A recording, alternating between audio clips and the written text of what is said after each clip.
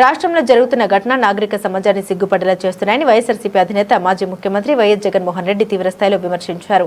ఇబ్రహీంపట్నంలో మాజీ మంత్రి జోగి రమేష్ నివాసాన్ని సందర్శించిన అనంతరం ఆయన మీడియాతో మాట్లాడారు. ఈ సందర్భంగా గుంటూరులో మాజీ మంత్రి అంబటి రాంబాబు ఇంటిపై జరిగిన దాడిని కూడా ప్రస్తావిస్తూ కూటమి ప్రభుత్వంపై తీవ్ర ఆరోపణ చేశారు. అబద్దాన్ని సృష్టించి రెక్కలు కట్టి దుష్ప్రచారం చేశారని, కానీ చంద్రబాబు అబద్దాలని సీబీఐ ఛార్జిషీట్ తేల్చేసిందని వైఎస్ జగన్ గుర్తు చేశారు. తిరుమలలో వాడిన నెయ్యిలో జంతుకోవలేదని దాన్నే ఎన్డీఆర్ఐ ఎన్డీడీబీ ల్యాబ్లు నిర్ధారించాయని గుర్తు చేసిన ఆయన, రాజకీయం కోసం దేవుణ్ణి వాడుకున్న వ్యక్తి చంద్రబాబు అని చురకలంటించారు. ఏకంగా సుప్రీంకోర్టు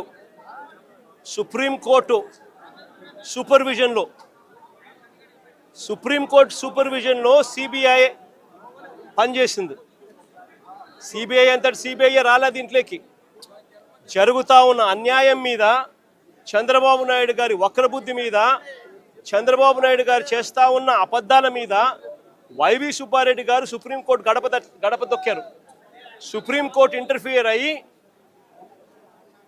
పార్షియాలిటీ లేని ఎంక్వైరీ జరగాలి అని సుప్రీంకోర్టు సిబిఐని దించింది రంగంలోకి. ఆ సిట్లో కూడా సిబిఐకి సంబంధించిన ఇద్దరు అధికారులు ఎవరైతే సిబిఐ నేతృత్వంలో జరుగుతుంది, సుప్రీంకోర్టు సూపర్విజన్లో జరుగుతుంది.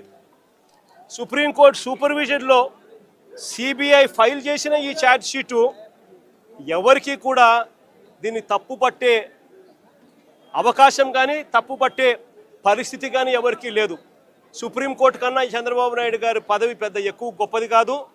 సుప్రీంకోర్టు సూపర్విజన్లో చేసిన CBI charge sheet will prevail. ఈయన వేసుకుంటా ఉన్న వన్ మ్యాన్ కమిషను ఈయన స్వార్థం కోసం, ఈయన సాటిస్ఫాక్షన్ కోసం వాళ్ళు ఏ విధంగా కూడా నిజాలు చెప్పినా కూడా ఆ నిజాలు తప్పు అని చెప్పి ఏకంగా ఈయన వేసుకున్న మనిషితో దాని అబద్ధం ఆయన చెప్పి అబద్ధాన్ని నిజమని చెప్పి చూపించే ప్రయత్నమే చేస్తాడు తప్ప దానికి ఎటువంటి శాంక్టిటీ ఉండదు, ఎటువంటి విలువ ఉండదు. చంద్రబాబు నాయుడు గారు ఎన్ని చేసే కొద్దీ ప్రజల్లోనూ ఇంకా చులకనవుతూ పోతాడు అన్నది చంద్రబాబు నాయుడు ఖచ్చితంగా గుర్తుపెట్టుకోవాలి.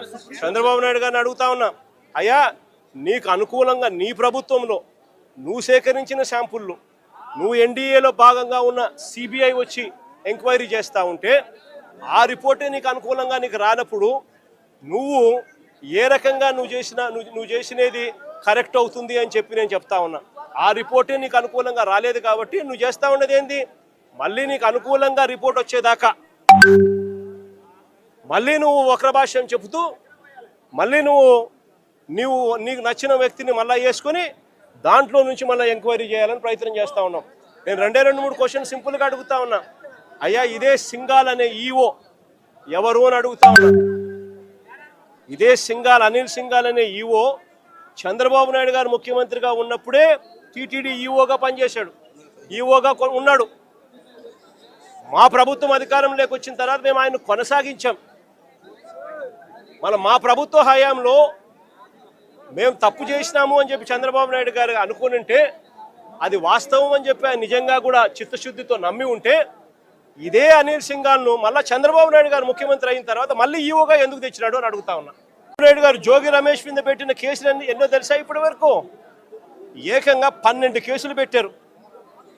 కల్తీ లిక్కర్ ఫ్యాక్టరీని చంద్రబాబు నాయుడు గారు తంబలపల్లిలో ఆయన గెలిచిన ఆయన పార్టీ తరఫున కంటెస్ట్ చేసిన క్యాండిడేట్ ఎవడైతే పోటీ చేశాడో ఆ క్యాండిడేట్ కల్తీ లిక్కర్ ఫ్యాక్టరీ పెడితే అది ఎక్సైజ్ డిపార్ట్మెంట్కు ఆయనకు మధ్య లావాదేవీలు కుదరక బయటపడితే ఆ కల్తీ ఫ్యాక్టరీ కేసులో ఆ జయచంద్రారెడ్డిని బుక్ చేసి చంద్రబాబు నాయుడు గారు లెంపలేసుకోవాల్సింది పోయి అది జరగగా జోగి రమేష్ను ఆ కేసులో కూడా తీసుకొచ్చాడు.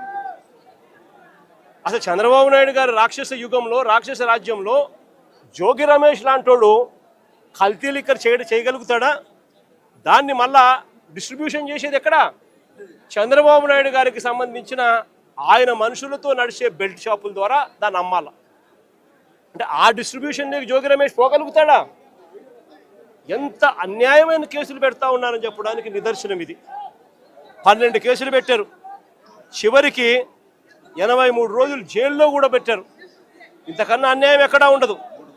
చివరికి జోగి రమేష్ కొడుకు చిన్నపిల్లోడని కూడా చూడకుండా ఈ పిల్లోడు యాక్టివ్గా వాళ్ళ నాయన జైల్లో ఉన్నప్పుడు ఈ పిల్లోడు యాక్టివ్ అవుతున్నాడు అని చెప్పి ఈ పిల్లోడి మీద 7 కేసులు పెట్టారు. జోగి రమేష్ భార్య మీద ఒక కేసు పెట్టారు. వీళ్ళే పోలీసులే దౌర్జన్యం చేసి వీళ్ళే ఆమె పోలీసుల మీద దౌర్జన్యం చేసింది అని చెప్పి ఆమె మీద కూడా కేసు పెట్టారు. నేను అడుగుతా ఉన్నా, ఇదే చంద్రబాబు నాయుడు గారు బీసీలంటే ఆయనకు ఎంత చులకన అని చెప్పడానికి ఈ ఒక్క ఎగ్జాంపుల్ చాలు రాష్ట్రం మొత్తం తెలుసుకునే దానికోసం.